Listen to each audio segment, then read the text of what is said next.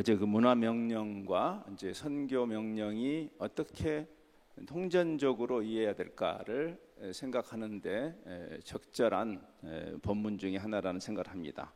먼저 본문을 조금 생각해 보고 그리고 여러분과의 그 연결점으로 가서 결론을 맺는 그런 방식을 택하겠습니다.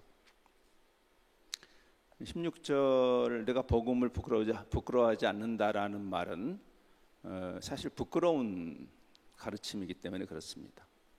세상의 상식, 논리, 특별히 종교적 상식을 생각하면 그렇습니다. 아니 어떻게 메시아가 그렇게 참 허접한 메시아가 있을 수 있고 그렇게 십자가에서 처절하게 죽음을 맞는 그런 메시아가 무슨 세상을 구원할 수 있는가? 십자가 복음은 사실 세상의 종교적 상식, 이거는 2000년 전이나 지금이나 마찬가지입니다. 심지어는 교회 안에 있는 많은 사람들이 복음을 종교적 상식으로 끌고 가죠. 심지어 이런 자리에서도 우리가 종교적 상식에 맞는 그런 그 기독교로 뒤트는 일이 일어나면 안 되기 때문에 다시 말씀 속으로 가야 하죠. 부끄러워하지 않는다는 것은 사실 바울 정도 되는 그 시대에 율법적으로나 철학적으로 학문적으로 준비된 사람이 십자가 복음을 말한다는 게 굉장히 어려운 일이에요. 고린도 같이 앞서가는 도시, 그 당시 가장 화려하고 찬란한 문화를 일구었던 거기서 십자가를 말한다는 것이 얼마나 힘든 일인가. 그래서 멸망하는 자들에게 십자가의 도가 미련한 것이다.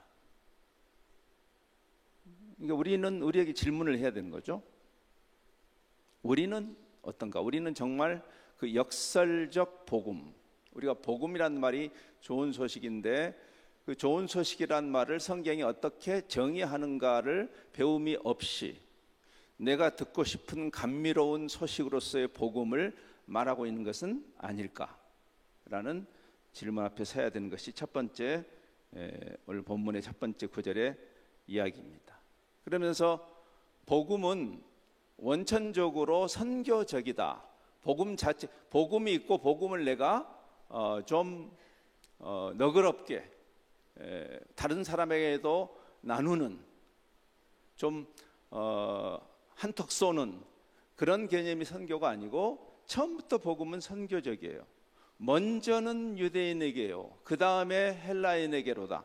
이것이 하나님이 처음부터 세우신 복음 자체가 선교적이에요. 복음이 있고 복음을 외연을 확장하는 것이 선교가 아니고 선교적 복음이다. 유대인들이 놓친 지점이죠. 그렇죠? 이것을 먼저 받은 것을 특권으로만 해석했기 때문이죠.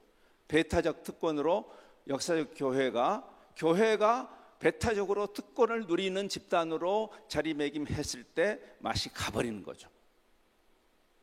그래서 오히려 복음의 장애 요인이 되는 것이에요. 세상이 복음의 장애물을 놓는 것이 사실 아닙니다. 창세기 3장 이래로 세상은 항상 악했습니다.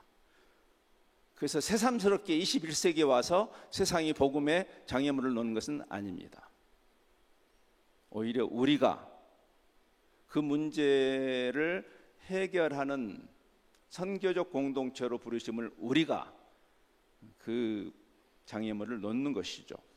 그래서 먼저 유대인에게 그리고 열방을 아우르는 그 다음에 헬라인에게다. 성경 전체에 흐르는 선교적 계시를 이해해야 되는 거죠. 사실 성경 안에 선교가 여기 있고 저기 있고 이렇게 파편적으로 모아서 선교를 주장하는 것은 굉장히 구차한 접근이에요. 우리가 보통 선교 대회를 할 때 많이 등장하는 몇몇 구절 때문에 선교하는 것 아닙니다. 그런 구절들이 없어도 상관없어요. 우리에게 유명한 그 구절들이 하나도 없어도 상관없습니다. 왜냐하면 성경 전체의 거대 서사, 애시당초에 하나님은 왜 계시를 하려고 하셨을까라는 질문 앞에 서야 돼요. 애시당초에 하나님은 무엇을 계시하기 위해서 우리에게 특별 계시를 주셨을까? 라는 질문 앞에 서야 돼요. 구약학자인 크리스토퍼 라이트라는 분이 이 하나님의 선교라는 이 책에서 구약 전체를 선교의 책으로 이해한 시각으로 재구성해내는 이런 탁월한 책은 읽어야 되겠죠. 네.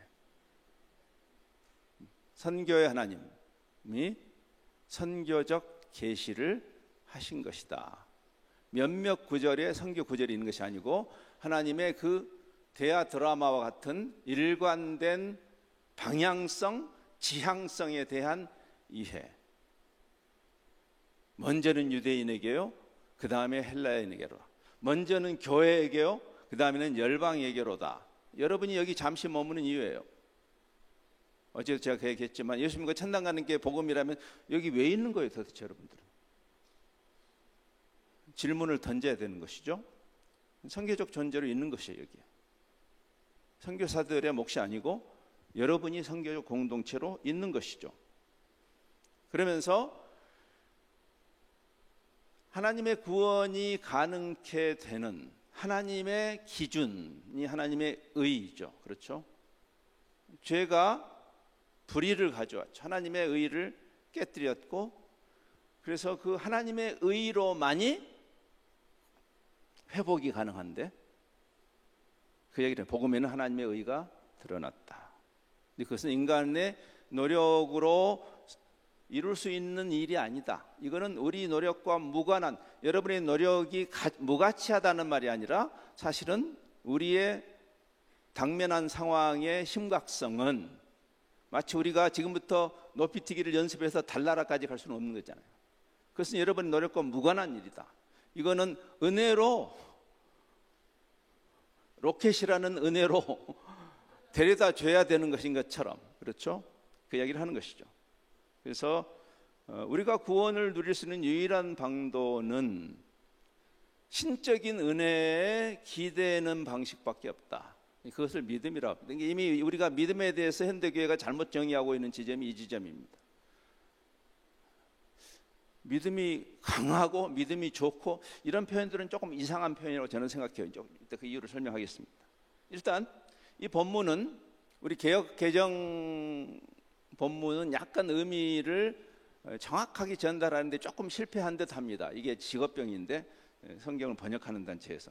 근데 믿음으로 믿음에 이르게 한다는 말이 그 헬라 원문을 그대로 문자적으로 번역했기 때문에 헷갈리는 것이에요. 뭐 우리가 그 옛날 성경들의 이제 그런 문자적 번역 때문에 우리가 의미가 모호해진 것들이 많죠. 예를 들어서 하나님은 외모로 취하시지 않는다. 뭐 그런 표현 같은 거. 그렇죠?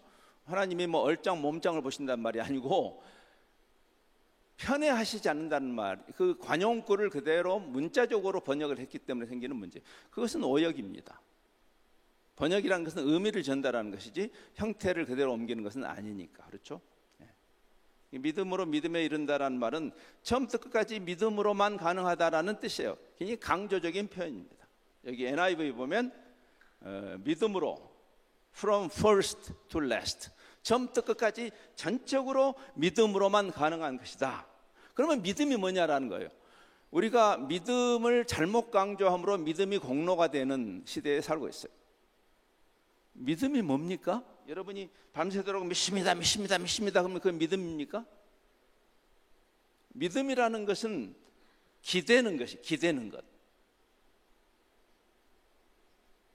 이것이 신구약에 일관되게 나타나요. 항상 기록된 바라고 하는 구절이 나올 때는 그것이 신약적 개념이 아니고 구약에 뿌리를 두고 있는 일관된 가르침이란 뜻이에요. 기록된 바 오직 의인은 믿음으로 말미암아 살리라. 여기서 이제 이 믿음, 우리가 은혜에 기댄다라는 믿음을 생각해야 돼요.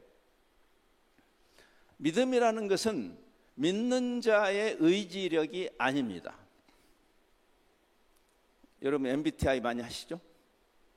MBTI를 제가 81년에 제가 한국을 떠났는데 그때 떠나서 그 선교단체에서 MBTI를 했었어요. 근데 제가 정확하게 뭐였던 기억이 안 나. 너무 오래돼가지고 아무튼 기억이 안 납니다. 그러나 이제 MBTI를 해보면 어떤 분은 의지가 강한 사람이 있고 의지가 좀 박약한 사람이 있고 그렇죠? 예. 그러면 우리 지금 현대 교회는 의지가 강한 사람이 믿음이 좋은 걸로 되어 있어요. 그렇잖아요. 만일 여러분의 의지력이 믿음이라면 그것은 은혜가 아니죠. 여러분의 의지를 믿는 것이 아니에요. 사실은 한자가 잘못됐어요. 우리의 의지가 아니라 하나님께 기대는 의지인 거죠. 의존인 거죠. 여기 어린아이가 아빠에게 뛰어드는 모습을 생각해 보세요. 이게 믿음이에요. 신실하신 하나님. 이 피스티스라는 이 단어는 사실 그 무게중심이 믿는 자에게 있지 않고 믿음의 대상에게 있습니다. 이 아이가 아빠에게 뛰어드는 게 공로입니까? 지금 이 사건에서 그 믿음의 확실성은 믿는 자의 의지에 있지 않아요. 심지어는 여러분이 의심할 때조차도 여러분을 내치지 않는 하나님의 신실하심의 믿음의 확실성이 있습니다. 그것이 믿음이에요. 그래서 그게 은혜인 것입니다. 나의 믿음 없는 것을 도우소서. 우리는 끊임없이 의심해요. 의심 안 하는 척 할 뿐이죠. 괜찮아요. 여러분 의심이 나죠? 당근 저도 끊임없이 의심합니다. 끊임없이. 그것이 인간이에요. 근데 그분에게 기대는 거예요. 주여. 여러분 마음속에 우리 부모가 나를 다리 밑에서 주었나라고 생각한다고 해서 부모가 안 되는 거 아닙니다. 참고로. 예. 자, 그래서 이 믿음으로 은혜로 의롭다함을 받는다는 이 복음의 논리를 설명한 다음에 여기서 바울이 의를 이야기한다는 점을 생각해야 돼요. 의. 보통 우리가 복음을 설명할 때 사랑을 이야기합니다. 맞아요. 하나님이 세상을 사랑해서 독생자를 보내셨습니다. 그런데 그 하나님의 사랑은 하나님의 의와 짝을 이루어요. 더 정확히 말하면 하나입니다. 동전의 양면이다. 우리가 어떤 그 사물을 놓고 설명을 할 때 여기 동전이 없네요. 예. 자, 이 뚜껑을 이야기합시다. 이 뚜껑. 이거 하나죠? 그러나 앞면이 있고 뒷면이 있는 것이에요. 우리가 하나님의 사랑과 공의 이렇게 말할 수 있어요. 그러나 여러분이 나는 하나님의 사랑이 좋아 사랑만을 취할래? 그건 불가능해요. 하나님의 사랑은 공의에 기반한 사랑이고 하나님의 공의는 사랑에 기반한 공의이기 때문에 그렇습니다. 하나님의 공의를 무시하고 사랑을 빌미로 불의를 넘어가는 교회 안에 자정 능력이 상실된 것은 하나님의 사랑이 아닙니다. 온정주의는 사랑 아닙니다. 만일 공의가 배제된 사랑이 하나님의 사랑이었다면 예수님도 죽으실 필요가 없습니다. 그냥 없던 일로 하면 되죠. 왜 죽으셔요? 복음에는 하나님의 의가 나타났다. 사랑과 공의, 구약에 반복적으로 나타나는 쌍입니다. 또는 은혜와 진리. 사실 사랑과 은혜는 같은 단어예요. 헤세드라는 같은 단어예요. 사랑과 공의, 은혜와 진리는 항상 함께 가는 것입니다. 양면이에요. 공의 없는 사랑은 세상을 분통 터지게 하고 참을 수 없는 기독교의 가벼움에 대해서 고발하게 합니다. 요즘 드라마를 보세요. 더 글로리를 보세요. 그 안에 나오는 소위 기독교인들의 그 추한 모습을 보십시오.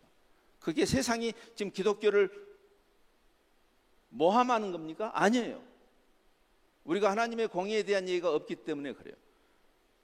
반대도 마찬가지죠. 율법주의죠. 하나님의 사랑을 이해하지 못하는 찬바람 쌩쌩 부는 공의. 그건 하나님의 공의는 아닙니다. 하나님의 사랑과 하나님의 공의. 십자가 사건은 하나님의 사랑의 절정이자 하나님의 공의의 절정이에요. 피 흘림이 없이는 죄사함이 없나니. 그리스도가 피를 흘려야만 했던 공의. 그리스도를 십자가에 내어주기까지 사랑하신, 어떻게 이런 사랑이 우리 인간의 경험 세계에서 이해될 수 있단 말이에요. 그래서 어메이징 그레이스인 거예요. 이해할 수 없는. 부모의 사랑도 이해할 수 없어요. 그걸. 부모도 편애합디다. 제가 셋 낳아보니까 그런 참 미묘한 참 불편한 진실을 제가 경험합니다.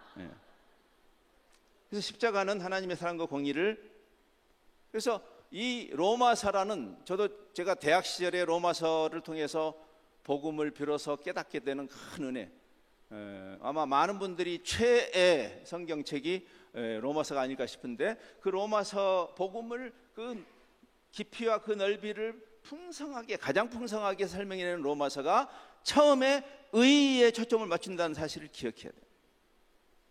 말랑말랑한 사랑에 초점을 맞추는 게 아니에요. 하나님의 의가 나타나다, 복음에는 하나님의 의가 만족되어야 구원에 이르는 거예요. 근데 이거는 율법주의를 말하는 건 아니죠. 그러나 여러분이 주님께 접목이 됐다면, 은혜로 칭의에 이르렀다면, 여러분은 필연적으로 성화의 여정을 출발한 것이에요. 더디게라도. 그래서 여기서 계속해서 하나님의 의, 진리를 막는 것이 불의다. 불의가 바로 진리를 막는 것이다. 교회 안 나가는 것이 진리를 막는 게 아니고 불의다. 하나님의 그 의에 대한 멀이해. 오히려 종교꾼들이 그래서 하나님의 의를 가로막는 것이 예수님 당시의 모습이었고, 이 시대는 그렇지 않을까요? 하나님이 궁극적으로 뭘 심판하는가? 너 교회 안 나왔지를 심판하는 게 아니라 불의에 오염되고 중독되어서 하나님의 진리를 거스르는 사람들의 불경건과 불의를 심판. 이 불경건이라는 말이 우리가 많이 오해하는 지점. 불경건이 마치 종교적이지 않은 것을 불경건이라고 생각하는데, 그렇지? godlessness, godlessness. 이 경건하단 말은 하나님의 성품을 닮은 것이에요. 하나님의 사랑과 공의의 성품, 은혜와 진리를 닮아내는. 근데 그 하나님을 닮지 않음이 불경건이에요. 그들에게 하나님의 진노가 임할 것이다. 그러면서 이제 마지막 절로 왔어요. 제가 이제 결론으로 가려면 일단 본문을 좀 봐야 되니까 빨리빨리 가는 것을 용서해 주세요. 마지막 이제 두 절이 이제 여러분이 깊이 생각해야 할 지점으로 우리를 안내합니다. 이미 앞에서 얘기했어요. 우리의 타락은 절대적인 타락이어서 스스로 자력으로 그 문제를 해결할 수 없는 절대적인 은혜. 500년 전에 개혁자들이 솔라 그라티아, 오직 은혜로만이 가능하다. 근데 그 은혜는 그리스도를 통해서 주시는 솔루스 크리스투스, 오직 그리스도를 통해서만 주시는 그 은혜로만 가능하다.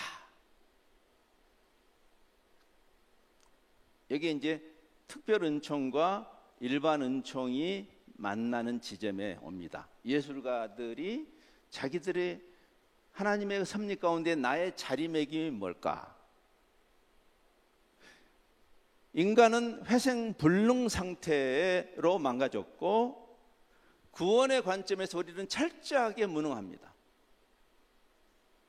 그러나 우리 안에 아직 흔적이 남아있는, 우리 안에 내재하는 인간의 양심, 예를 들어서 예수 안 믿는 사람이라도 양심적인 것을 우리가 칭찬해야 됩니다.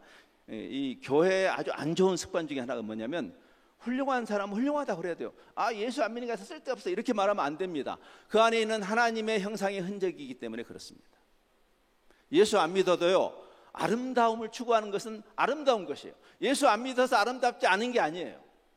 그 이야기를 하는 거예요. 그 안에 흔적이 남아있다. 그래서 그 일반 은총이 무용지물이 된 것이 아니다. 지금 하나님의 특별 은총과 일반 은총의 교집합으로 이해하지 않기 때문에 생기는 문제예요. 지금 이 문제가 예술인들이 설 자리가 없어진 중요한 이유예요. 이원론은 진리가 아닙니다. 초대교회부터 지긋지긋하게 살아남은 이원론이 이제 현대까지 왔어요. 특별 은총이 없는 구원은 불가능하지만, 일반 은총이 우리를 특별 은총으로 이끄는 안내자와 같은 역할을 합니다.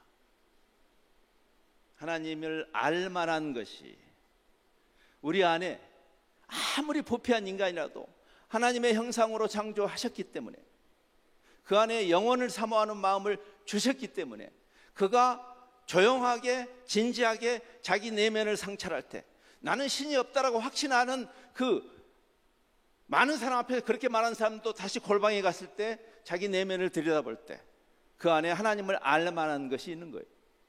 그래서 성경의 가르침이죠. 마치 율법으로 구원을 받는 거 아니다, 율법주의를 맹렬하게 공격했던 이 갈라디아서를 보세요. 처음부터 끝까지 싸나울 정도로 바울이 율법주의를 공격하지만 그가 율법 폐기론을 말하지 않고, 그럼 율법을 왜 주셨냐 하나님이? 율법을 왜 주셨대? 그 율법이 우리를 그리스도에게 안내하는 초등교사라고 하듯이 여러분 안에 있는 그 아름다움을 추구하는, 세상 사람들이 잘 먹고 사느라고 바빠서 생각하지 않는, 또는 여러분에게 주신 하나님의 그 은사, 특별한 은사가 그 보이는 것과 보이지 않는 세계의 아름다움을 보는 그 은사, 그 일반 은총이 하나님의 그 복음을 드러내는 탁월한 도구로 사용받을 수 있는 그 지점에 있는 것이죠. 그래서 이제 결론을 향해서 갑니다.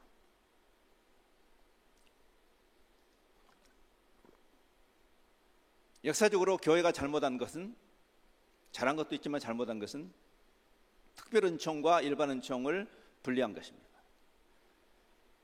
그것은 근현대 이원론의 입장입니다.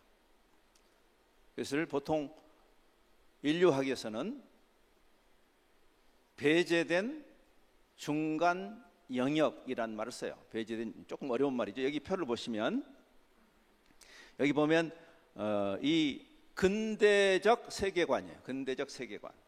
그렇죠? 여기에 위와 아래로 나눠져 있죠. 위는 초자연 세계고, 초자연 세계는 종교가 담당하는 거예요. 신사협정을 맺는 거죠. 아래는 자연 세계예요. 여러분이 예술을 한다는 것은 단순히 저 공중 위에 떠 있는 예술을 하는 것이 사실 아닙니다. 유진 피터슨 같은 분이 현실에 뿌리를 내리는 영성이 아니면 그거는 갖다 버려라. 하나님이 인간이 되셨잖아요.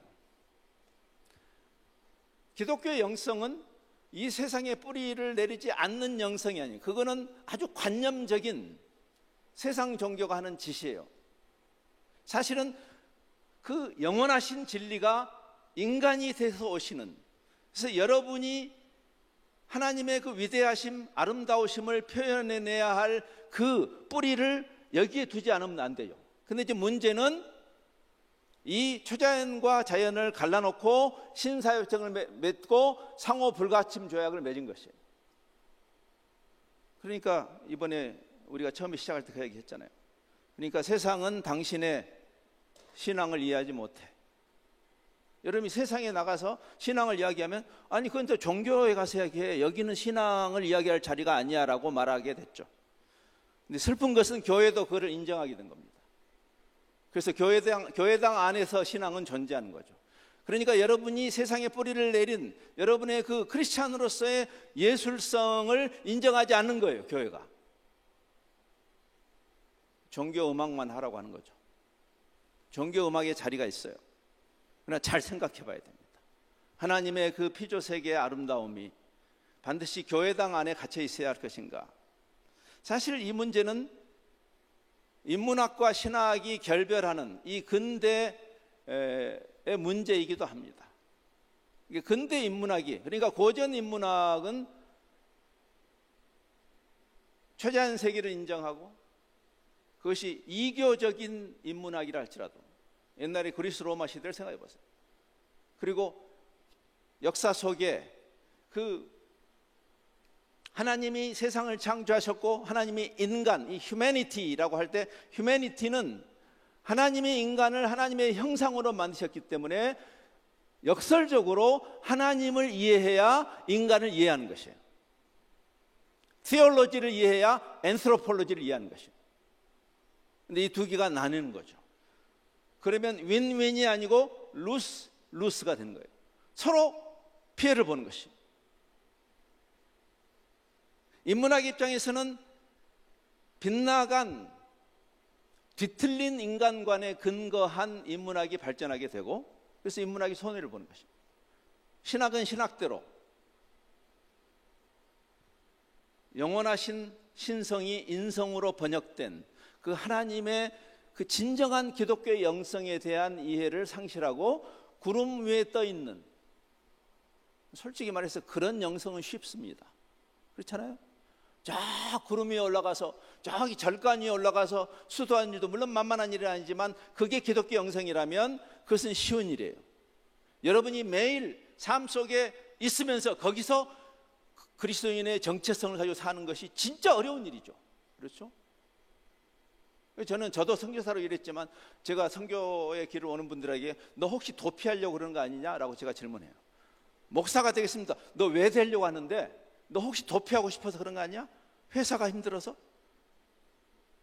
No thank you very much예요. 그렇죠? 네. 그래서 인문학과 신학이 서로 피해를 보고 있는 시대가 근현대입니다. 창조주가 배제되니까 어떤 일이 일어나요? 지금 우리가 보는 현상이에요. 거기에는 우리가 교회가 원인 제공을 한 부분이 있습니다. 무신론 또는 반신론적인 근대주의, 이 모더니즘의 운동을 생각해 보세요.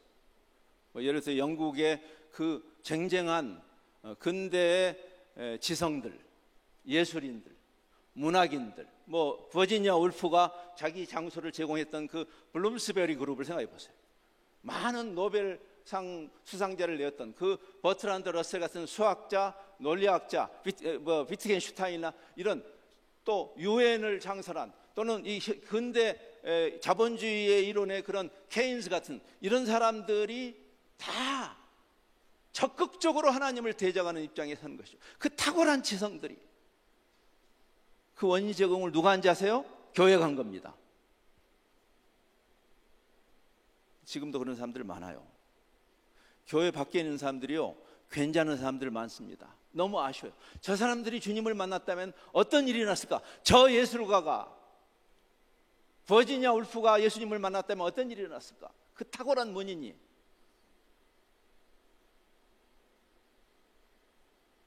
그 탁월한 사상가가 주님을 만났다면, 그 반대편에 서 있던 사람이 바로 C.S. 루이스 같은 사람이죠. 교회의 책임이 굉장히 커요. 우리가 성경이 말하는 하나님의 일반 은총과 특별 은총의 그 통전적 이해를 담아내지 않으면 세상이 종교를 싫어해요. 저도 종교가 싫거든요. 기독교를 표방하더라도 저는 싫습니다. 종교는 이분법적 종교꾼을 예수님도 싫어하셨으니까. 그래서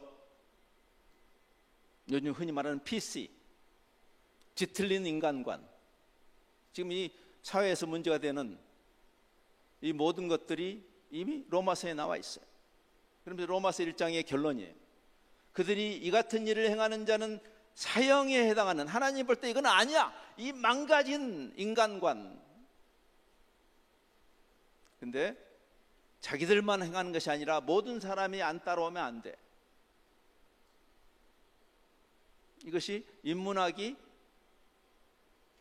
인간을 창조하신 하나님을 떠나면서 생긴 큰 피해입니다. 그러면 신학은 어떤가? 여러분, 기독교 역사상 근현대처럼 인문학에 무식한 신학이 없어요. 제가 감히 이야기합니다. 기독교 역사를 읽어보세요. 중세 암흑기라고 했던 그때도요, 신학을 하려면 인문학에 통달해야 했어요. 지금처럼 인간 이해가 없는 이런 시끄러운 교회가, 여러분 교회는 그게 아니라고 생각하지만, 지금처럼 인간 이해가 없는, 지금처럼 무슨 무당 같은 그런 집단이 돼가지고 세상과 소통이 아니라 불통을 하고 있는, 여러분 부부간에도요, 서로 상대방에 대한 이해가 없이 아내는 아내대로, 남편은 남편대로 자기 이야기하면 그게 소통입니까? 불통입니까? 우리가 전도나 선교의 이름으로 우리가 하고 싶은 이야기를 소리 지르면 그게 전도입니까? 그렇게 성경이 가르칩니까? 예수님이 그렇게 오셨습니까? 나는 온유하고 겸손하니. 우물가의 여인에게, 삭개오에게, 가늠한 현장의 여인에게 주님이 어떻게 하셨는지를 우리는 왜 배우지 않는 것입니까? 왜? 우리 안에 인문학이 없어요. 사람을 이해하지 못해. 사람을 이해하지 못하는데 어떻게 소통해? 여러분, 소통은 누가 할 수 있어요? 여러분이 할 수 있는 거예요. 인간을 이해하는 자들, 이해가 출발이죠. 존 스타시라는 탁월한 신학자가 깨달음이 왔던 순간이에요. 이중경청, 하나님의 말씀에 통달했던 그가 어느 날 깨달았어요. 내가 세상을 너무나 이해하지 못하고 있구나. 내가 신학 박사고 성경, 이미 유명한 성경 강의자였어요. 제가 어제 그 이야기 했습니다. 저도 제가 반성하는 마음으로 왔다고. 여전히 파워포인트는 밥맛이지만, 그러나 제가 요즘 예술과 문화와 문학과 미학과 이런 데 막 지금 배워가고 있어요. 이런 세계가 있구나. 하나님이 만드신 휴머니티라는 게 얼마나 위대하고 아름다운 것인가. 원래 그것이 회복되는 상황이 얼마나 놀라울까. 그래, 예수 그리스도라는 완전한 인간을 향해서 가는 그 여정에 우리가 있는 거구나. 이중경청, 하나님을 알고 세상을 알아야 되죠. 이 관점으로 다시 구약을 보니 깨달음이 와요. 구약의 선지자들이 하나님의 말씀만 달달달 외웠던 사람들이 아닌가 아시죠? 열광의 흥망성쇠를 꿰고 있었어요. 그들은 역사가들이었어요. 선지자들은. 교회가 역사를 이해하지 못하면 선지의 역할을 못합니다. 그러니까 밤낮 무당 역할만 하는 거예요. 무슨 일이 나면 자기가 아는 척, 어떤 놈들 때문에 이런 일이 일어났다고. 이게 무슨 점괘를 보는 거예요? 그런 짓 해서는 안 돼요. 세상을 끌어안는다는 것은, 오늘도 그런 시간이 있겠지만 세상을 이해해야 돼요. 세상에 어떤 일이 일어나고 있는가. 하나님이 사랑하시는 세상을 우리가 사랑하지 않고 어떻게 복음이 확산될 수 있단 말이에요.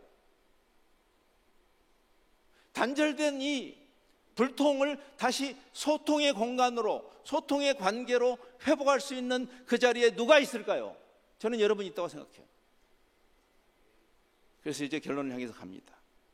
저는 명시적 교회 음악, 명시적 교회 예술의 자리가 없다고 생각하지는 않습니다. 그러나 문제는 그것만을 말하는 것은 우리가 이 통전적 사고 관점에서 다시 재고해야 된다고 저는 생각해요. 이 질문을 던져보면 무슨 말인지 알 겁니다.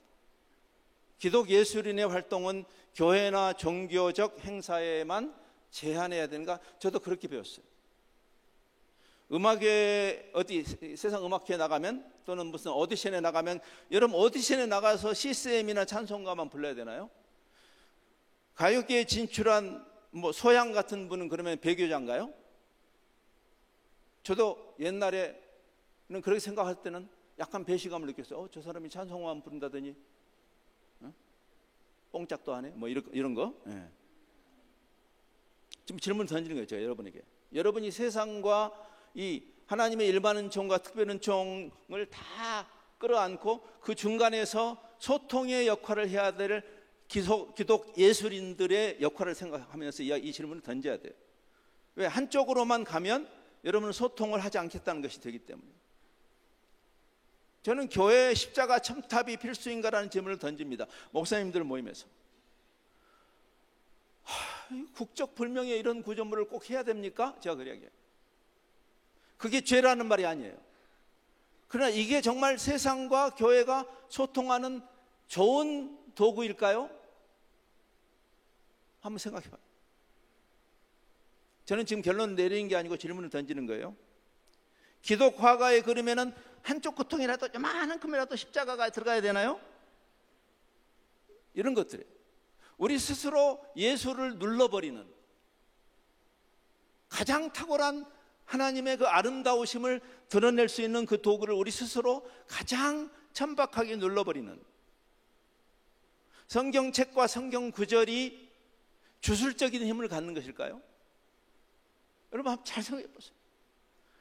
블레셋 전투에서 사무엘상 5장에 4장에 그 언약궤 자체가 주술적인 힘이 있다고 믿었던 그들의 참패, 그리고 그 결과 엘리 제사장 가문이 멸문지화를 당했던 그 사건을 통해서 하나님은 뭘 말씀하는 걸까요? 성경책이라 할지라도 그 성경책을 우상화하면 안 되는 것이죠. 그 성경책 자체에 힘이 있는 것이 아니기 때문에, 그 성경책이 드러내는 하나님께 힘이 있기 때문에 그렇습니다. 어떤 분이 뭐 전쟁터에서 이렇게 월남전에서 여기 신약 성경을 넣고 다니는데 총알이 날아가서 이것 때문에 살았어. 뭐 간증할 수 있죠. 근데 제가 그랬어요. 거기다 불경을 집어넣어도 산다고. 성경책이었기 때문에 하나님이 살려주신 거죠. 그거는.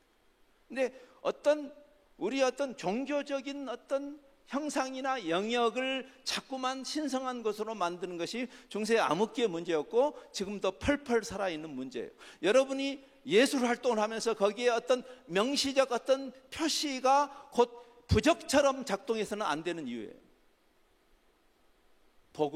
복음됨을, 그 예수 그리스도를 인격적으로 만나고 그분의 그 사랑에 빠져서 그분을 닮아가는 그 소화된, 여러분 안에 내면화된 그 복음적 가치.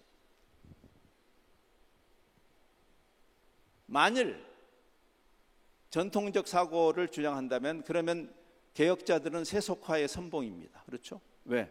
그들이 신앙의 자리를 성당에서, 즉 교회당으로부터 세상으로 끌어낸 운동이었어요. 모든 개혁자들이 도심에서 개혁운동을 했습니다.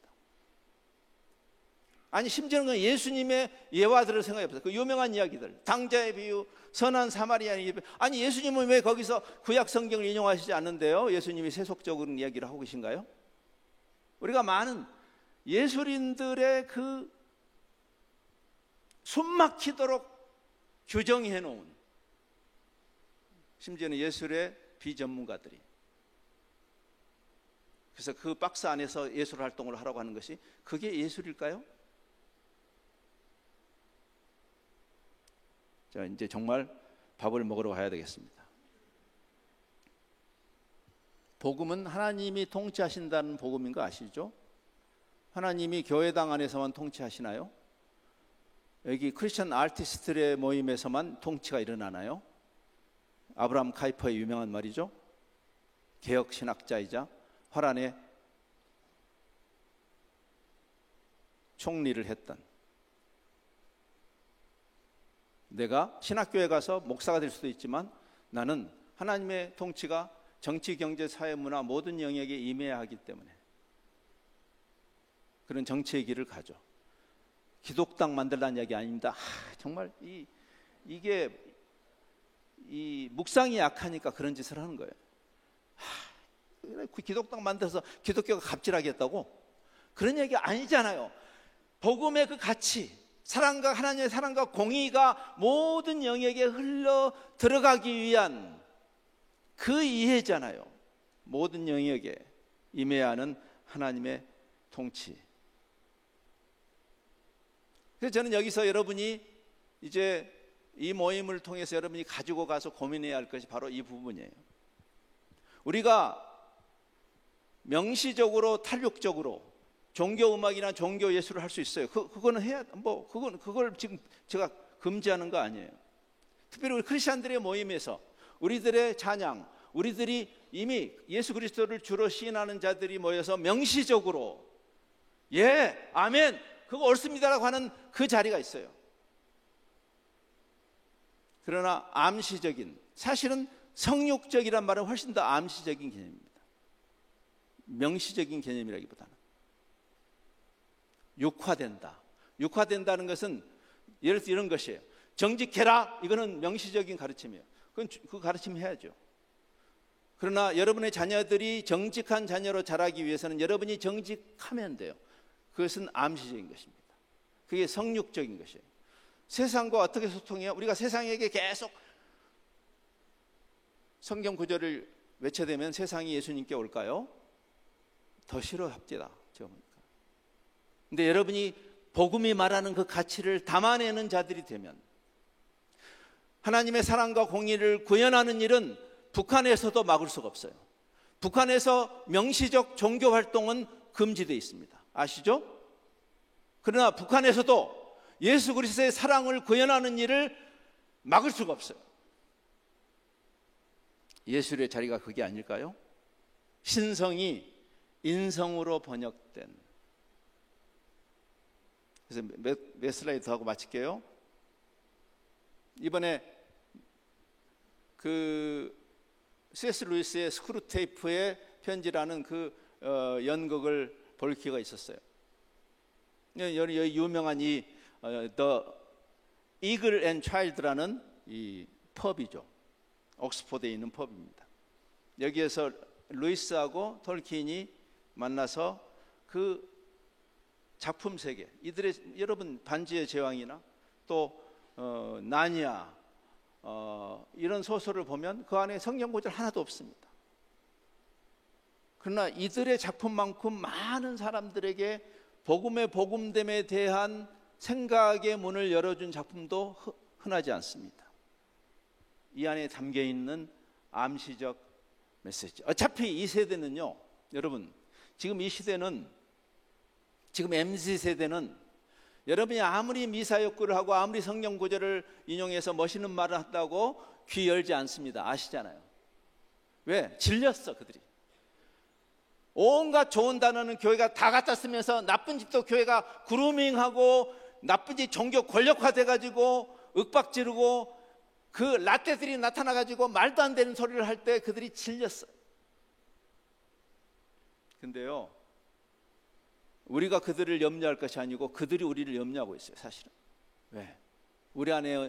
우리는 종교성은 가득하지만 그 복음이 담아내는 그 가치가 우리의 존재와 우리 삶 속에 없을 때 그들은 마음을 닫아버리죠. 이 유명한 책, 이 세속시대라는 것은 21세기를 이렇게 정의했어요. 동원의 시대가 지나갔다. 저는 여러분이 300명이나 모이는 게 놀랐어요. 동원에 성공하셨네요. 우리는 동원의 시대의 작품입니다. 누가 깃발 들고 멋있는 말하면 따라가요. 그렇죠? 근데 그런 시대는 끝났어요. 트럼프가 애국심을 말하고 할 때 따라가던 그런 시대도 이제는 지나갔어요. 좌든 우든 어떤 우리 편으로 안 서요, 이제는. 왜? 이 MZ세대, 이 디지털 세대가 질렸어요. 수많은 이 허풍성, 여러분 유튜브 보면 화날 때 많죠. 제목 보고 낚여서 들어가면 아니야. 그게 질린 거예요. 유명하다는 사람들, 종교계든 비종교계든 그 사람들이 나와서 온갖 좋은 말을 하는 것 같은데 그 뒤에서 호박씨 까고 있는 거기에 세상이 질린 거죠. 가장 그 진정성을 추구하고 요구하는 세대라는 점에서 저는 오히려 MZ세대에게 소망을 갖습니다. 오히려 아무 생각 없이 따라오는 사람들이 문제야. 예? 역설적으로 지금 교회에 대해서 자기 나름대로 소심한 한거를 하면서 가나안 성도가 된 사람들 안에 소망이 있을 수 있다고 저는 생각해요. 여러분에게 가나안 성도가 되라고 말하지는 않겠지만 진짜 문제는 누군지 아세요? 아무 생각 없이 교회에 왔다 갔다 하는 사람들이. 말씀 안에서 바울이 한 말이라도 말씀에 근거해서 정말인가? 라고 생각하는 그 베레아 성도들처럼 다시 말씀이 우리에게 하나님께서 성경 전체를 통해서 주시는 그 하나님의 일반 은총과 특별 은총의 교집합, 마지막 페이지입니다. 이걸 읽고 들어갈게요. 일반인이 보지 못하는 것을 보시고 듣지 못하는 것을 들으며 느끼지 못하는 것을 감지하고 표현하고 나누는 것이 여러분의 역할이죠. 여기 20절의 내용입니다. 창세로부터 그의 보이지 않은, 우리가 보이는 미도 있고 보이지 않는 미를 담아내는 그것이 예술의 영역이죠. 창조주 하나님을 닮은 창의력, 예술의 영역이죠. 하나님이 창조자시잖아요. 그분의 형상으로 우리를 만드셨다. 우리 안에 있는 창의력, 그것은 하나님께서부터 온 것입니다. 여러분들이 생육하고 번성해서 피조세계의 하나님의 위엄, 하나님의 아름다움을 드러내는 진짜 기독교 예술의 미래를 향해서 전진하는 여러분을 응원합니다. 마치겠습니다.